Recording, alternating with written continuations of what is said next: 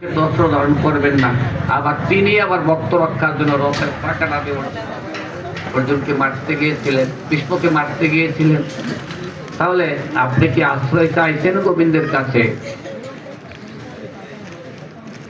আপনি কি আশ্রয় চাইছেন? এবং যার কাছে আশ্রয় নিয়ে এই সমাজে কিছু শিক্ষা গ্রহণ করতে হয়, তার কি আশ্রয় নিয়েছেন? সনাতন গোস্বামী কি বলছিল? সনাতন শিক্ষাতে গুরুর পদাশ্রয়, দীক্ষা গুরুর সেবন, স্বধর্ম পৃচ্ছা, সাধু মার্গ অনুগমন। জিজ্ঞাসা করতেন গুরুদেবের কাছে?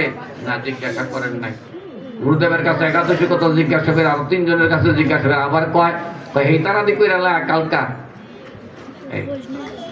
তাই গুরুদেব বিশ্বাস হইল কই?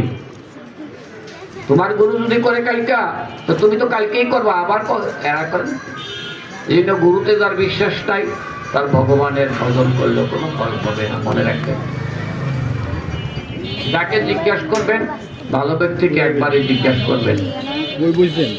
আমাদের বিশ্বাস নেই তো, ভগবানকে তো ভুল বলে যে বুগে তো ভগবানকে মিলে না। পার্বতী জিজ্ঞাসা করছো ভগবান মিলে কখন? বলছে কিছু না দিতে বললে সত্য ধর্ম সমাশ্রিত। তোমার তরণে আশ্রয় নিয়ে যদি সত্য কথা বলে তারা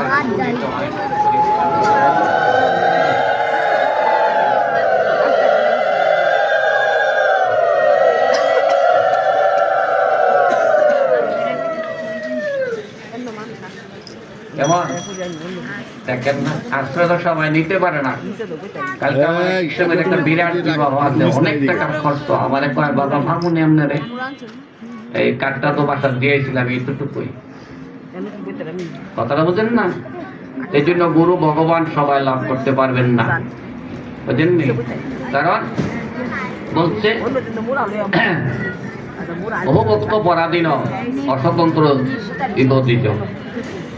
ভক্ত হইলে সে আমাদের দড়িটা বাইন্দা ঘুরাইতে পারে, রোদা বাইন্দা ঘুরাইছিল না, এটা আপনারা দেখতে পাই। কিন্তু না, আসলে কারণ ভগবানকে কেউ বাঁধতে পারে না। ভগবান ভক্তের পেছনে ঘুরছেন, তার মনটা কতটুক সরলতা আছে। যার যতটুক সরল মন, মানে কপটতা মনের মধ্যে, ভগবান বিরাজ করবো। মানুষের তো এখন কথা বলে না। আমি তো অনেক লোকের সাথে কপটতা কথা বলে রেখে আমি সঙ্গ বাদ দিয়ে দিয়েছি। যাকে ভক্ত মনে বড় বড় ভক্ত মনে করেছিলাম, সেই ব্যক্তির এখন তাদের ভিতরে শুধু কপট, উপরে তা সুন্দর কিন্তু ভিতরে না ভালো। মনে রাখবেন, আশ্রয় লইয়া যাবা কৃষ্ণ ভোজে, তারে কৃষ্ণ নাহি যেতে।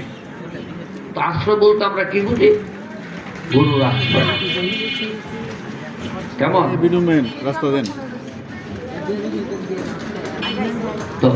আশ্রয় কার আশ্রয়ে ছিলাম আমি? প্রথম ছিলাম মায়ের আশ্রয়ে, তারপরে বাবার আশ্রয়ে, তারপরে গুরুর আশ্রয়ে, তারপরে সাধু গুরু বৈষ্ণবের আশ্রয়ে। 5 প্রকার আশ্রয় আছে।